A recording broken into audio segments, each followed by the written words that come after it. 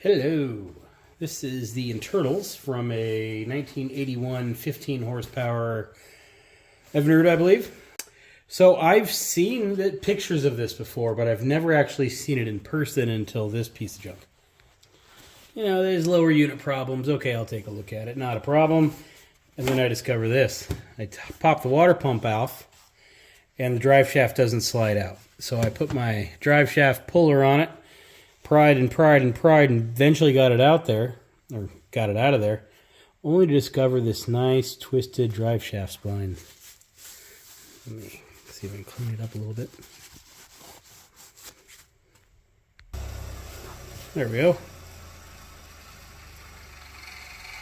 So you can really, those splines should be straight the whole way. So you can really see the whole thing kind of just twisted. How that happens on a, half-inch steel shaft is beyond me. I always thought it happened from an impact while it was spinning or something and, you know, didn't break the prop. But, yeah, that's not from an impact. At least I don't think. And just for clarity, that's the power head or the top of the drive shaft, and this is the lower unit or pinion bearing bottom half of the drive shaft. It feeds into the pinion bearing here. I don't dare put it back in. Not that it's going back in anyway, apparently. But yeah, you can see, maybe not. You can see the splines down inside, kinda. They are supposed to mate up with that. I do right there. Oh, that's interesting. But I can't get it in right there. It's just not gonna happen. So that's, I guess, why I had to hammer it out of there. Anyway, so there's that. Above the pinion, when it sits in the lower unit, we have a series of thrust washers. So here's the lower one, no problem there. Here's the thrust washer bearings. It's pretty deformed. Doesn't even, the little rollers don't even feel like they're rollers anymore. They just feel like they were forced out of there, or this thing was crushed, or I don't know, it's kind of hard to describe.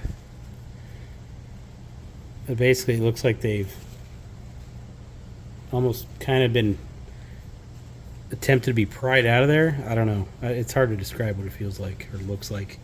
It's too small to really see in the camera. And then we have the upper thrust washer. This should look nice and smooth.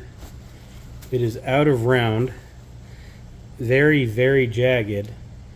It should be flat. And yeah, the whole thing is just pretty much destroyed. So almost like it got really hot or seized up or something happened inside of there. And then we have here a piece of mystery metal.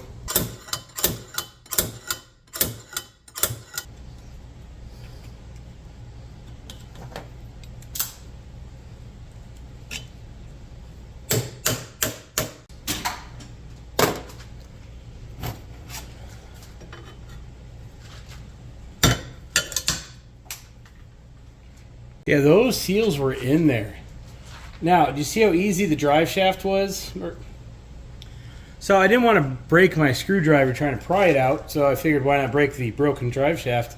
That was easy. I think this is my new seal remover.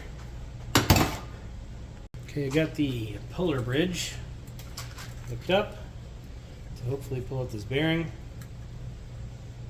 Much like the seals, that bearing ain't moving. I'm going to try to hammer it down just a pinch and then try to back it back out. My theory is if I can get it moving, I might be able to get to the bottom bearing and see what it looks like. I think hammering it down was a good idea because now it's sliding right on out. Who'd have thunk it? Using hammer tool number 319880. This should fit right down inside of there. Find the bearing and hammer it down. And bearing is out. Let's retrieve the bearing and see what it looks like. So I removed the upper bearing, the drive shaft bearing. It's destroyed. Probably was was at first too. But now we have the pinion bearing, which our pinion is destroyed, so it makes sense for our pinion bearing to be destroyed as well. And there she is. Pretty interesting. You see what used to be rollers? Looks like they are now friction welded into a steel liner. We do have some rounds on the other end, but that end, that's just fused together. So I can't even really get what's left of the rollers to move. Like they're pretty stuck. All right, here's what I'm thinking happened. A lack of cooling and or oil and or lubrication led to this problem in the lower unit, I mean. So, you know, the boat operator is going along at 5,100 RPMs. Everything's going fine. This isn't getting oiled or cooled or who knows. Either way, this is overheating. The pinion bearing and the pinion are rubbing together so much, this guy starts getting red hot. Keep going. This friction welds itself to the pinion, and not instantly, but very rapidly seizes up to where the engine is still spinning, and it just gets, you know, an RPM or two out of it before it locks up, bending, because, you know, the flywheel's spinning, so it's got some momentum, and it just, but this locked up and it just twists the shaft. So our housing, probably fine. Pinion bearing destroyed, thrust washer destroyed, thrust bearing destroyed, lower thrust washer destroyed, pinion bearing destroyed, upper drive shaft bearing destroyed, wherever that thing went. Right here. I mean, it's destroyed now, but it was probably destroyed before too. Now that you have metal shavings into your gear case, your gears start getting some wear to them, such as little pivots and stuff. See what I mean?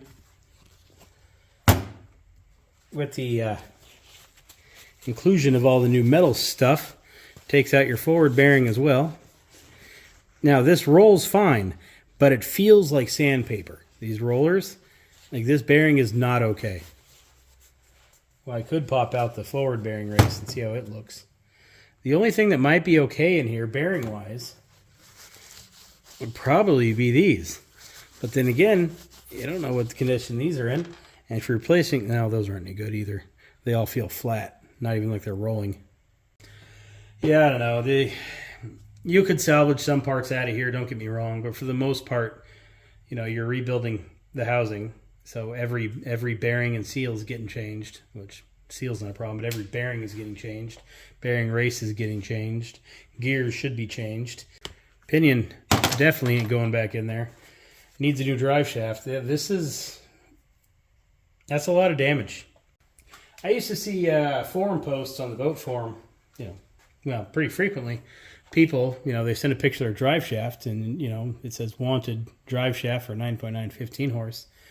And now that I've taken one apart, this in depth, no, you need so much more in a drive shaft. I mean, really, the drive shaft is one of the cheapest of your concerns compared to the rest of the parts. The average repair enthusiast can reseal that gear case without any problem. They can rebuild the internals, you know, they'll be pretty good at it their second try. But when it comes to bearings and stuff, that's when you start needing the tools. You know, you need the puller jaw, probably don't need the slide hammer, but you do need the bridge. You're going to need the remover. You're going to need that puller to remove the forward bearing race. Going to need wall C there to put the pinion bearings back into their correct spot. And then a whole bunch of tools from O&P here. Let's, you know, if you can find the tools or somebody to do it, let's not forget the cost of the bearings themselves too. Might be better off finding a dead 9.9 or 15 horsepower that still has good bearings inside of its lower. To repair this, a used gear case I think would be a much more economical option. So yeah, I'm not fixing this gear case. Let's get a used one. So, All is not lost, however, because I have this thing that I've been working on. This is an outboard body. All the parts were robbed out of it to fix another outboard, which is just silly because this thing was real nice. I've been kind of rigging it back together to look like a normal outboard. So like it doesn't actually have any mounts, it just has 2 pieces of angle with some screws. Since there's no power head, I just got some 1/4-20 screws on here holding the pan in place. I mean, overall, the thing is really nice. But anyway, what I can do, since I have borderline useless parts now, is I can make it have a propeller. Someday I plan on this thing going outside as kind of like a display. You know? Yeah, so just normal 1/4-20 hardware store screws hold the lower on. So, do I have a forward bearing? I do have a forward bearing. So I can put the gears back in. And that will give me a propeller shaft.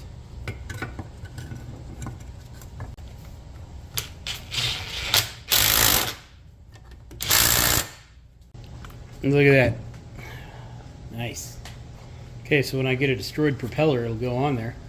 And then I'll wash this thing and make a little pole for it and put it outside. And if it gets stolen or hit by a car, well, who cares?